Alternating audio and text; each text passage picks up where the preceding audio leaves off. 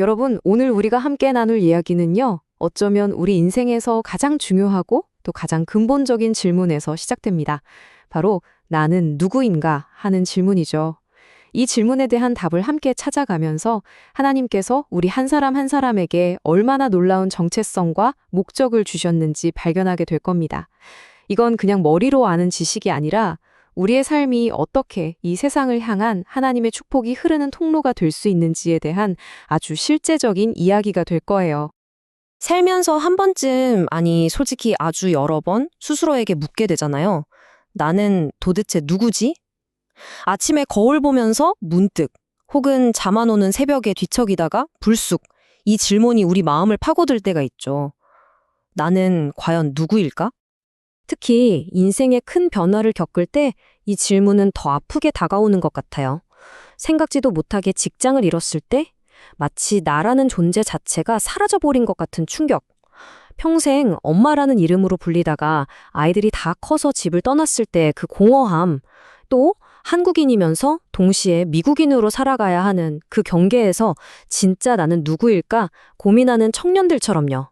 이게 바로 우리가 마주하는 정체성의 위기입니다. 세상은 계속해서 우리한테 속삭여요. 네가 이룬 성공이 바로 너야. 네가 가진 것들이 너를 말해주는 거야. 라고요. 근데 정말 그럴까요? 그런 것들 위에 우리 자신을 세우면 어떻게 되죠? 너무 쉽게 무너져요. 성공은 있다가도 없고 감정은 하루에도 수십 번씩 롤러코스터를 타잖아요. 결국 남는 건 채워지지 않는 텅 빈 마음, 깊은 공허함 뿐이죠.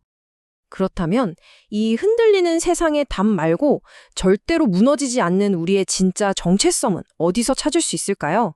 성경은 그 답이 아주 먼 곳이 아니라 바로 우리 존재의 시작점, 창조의 첫 순간에 있다고 분명히 이야기합니다. 이 한 구절이 갖는 의미는 정말 엄청납니다. 온 우주를 말씀 한마디로 만드신 하나님께서 유일하게 우리 인간을 만드실 때만큼은 우리의 형상을 따라 만들자 하시면서 마치 최고의 예술작품을 빚어내시듯 우리를 지으셨다는 거예요. 이건 우리 한 사람 한 사람이 얼마나 존귀하고 가치 있는 존재인지를 말해주는 선언입니다. 그럼 하나님의 형상이라는 게 뭘까요? 옛날 왕들이 자기 통치를 알리려고 식민지에 돌로 조각상을 세웠잖아요. 바로 그거예요. 우리는 돌로 된 조각상이 아니라 살아 숨쉬는 하나님의 동상입니다. 이 땅에서 눈에 보이지 않는 하나님의 성품과 그분의 사랑을 생생하게 보여주는 살아있는 증거로 부름받은 존재, 그게 바로 우리입니다. 그런데 여기서 질문이 생기죠. 우리가 이렇게나 존귀한 하나님의 형상이라면 왜 우리는 그 정체성과 너무 동떨어진 삶을 살고 있는 걸까요? 왜 여전히 공허하고 불안에 시달리는 걸까요? 여기에 정말 비극적인 아이러니가 있습니다. 아담과 하와는 이미 하나님의 형상이었어요. 그들이 해야 할 일은 하나님처럼 되려고 애쓰는 게 아니라 이미 주어진 그 정체성으로 하나님께 순종하며 사는 거였죠. 하지만 그들은 하나님의 말씀보다 자기 판단을 믿었고 바로 그 순간 하나님과의 관계, 사람과의 관계, 모든 관계가 깨져버렸습니다. 여기서 하나님의 영광에 이르지 못한다는 말이 바로 그겁니다. 우리 안에 있던 하나님의 형상이 죄 때문에 깨지고 손상되었다는 뜻이에요. 그래서 우리가 직장을 잃으면 쓸모없는 존재가 된 것 같고 관계가 깨지면 사랑받을 자격이 없다고 느끼게 된 거죠. 하지만 감사하게도 이야기는 여기서 끝나지 않습니다. 이 깨진 형상을 회복시키고 우리에게 잃어버린 정체성을 되찾아주기 위한 하나님의 놀라운 계획, 바로 복음이 시작됩니다. 예수님이야말로 완전하고 단 한 번도 깨어진 적 없는 하나님의 형상 그 자체이십니다. 그분이 이 땅에 오셔서 우리가 잃어버렸던 진짜 인간의 모습, 하나님께 온전히 순종하는 삶이 무엇인지 완벽하게 보여주셨고 십자가를 통해 우리가 그 형상을 다시 회복할 수 있는 길을 활짝 열어주셨습니다. 한 목사님이 목회의 깊은 좌절감 속에서 나는 실패자야 라고 느끼던 어느 새벽 하나님의 음성을 들었다고 해요. 너는 내 아들이다. 내가 너를 사랑한다. 바로 그 순간 그의 정체성은 성공이냐 실패냐 하는 흔들리는 땅 위에서 결코 변하지 않는 하나님의 사랑이라는 단단한 반석 위로 옮겨졌습니다. 이것이 바로 복음이 우리에게 주는 진짜 자유입니다. 자, 이제 우리는 우리가 누구인지 알게 됐습니다. 그렇다면 다음 질문은 이거예요. 우리는 무엇을 위해 존재하는가? 하나님은 이렇게 회복된 우리를 통해 대체 무엇을 하기 원하실까요? 우리가 회복된 정체성으로 살아갈 때 우리의 평범한 일상은 엄청난 의미를 갖게 됩니다.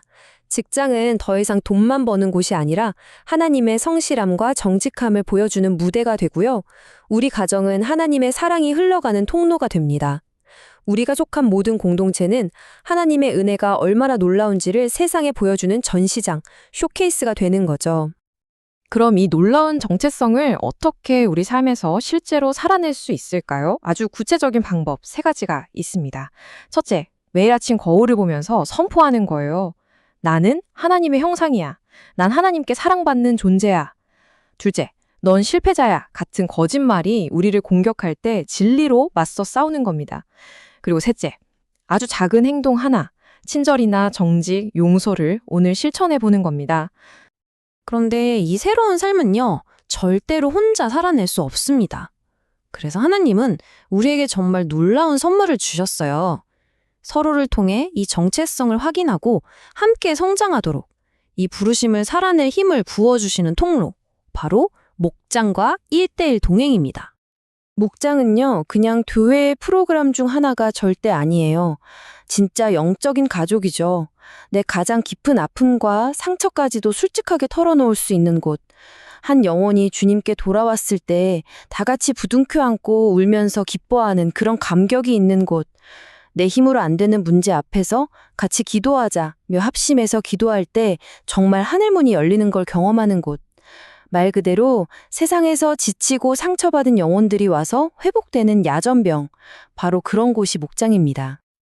그리고 1:1 동행은 이 축복을 다음 사람에게 또 다음 세대에게 흘려보내는 가장 강력하고 확실한 방법입니다. 한 사람이 다른 한 사람 곁에서 함께 걸어주면서 그가 하나님의 형상으로서의 정체성을 발견하고 축복의 통로로 살아갈 수 있도록 돕는 것. 이것이야말로 세상을 변화시키는 제자도의 심장이라고 할 수 있습니다.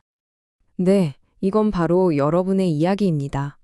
하나님께서 아주 오래전 아브라함을 부르셔서 복의 근원이 되게 하셨던 것처럼 오늘 이 시대를 살아가는 바로 우리를, 바로 여러분을 그 자리로 부르고 계십니다.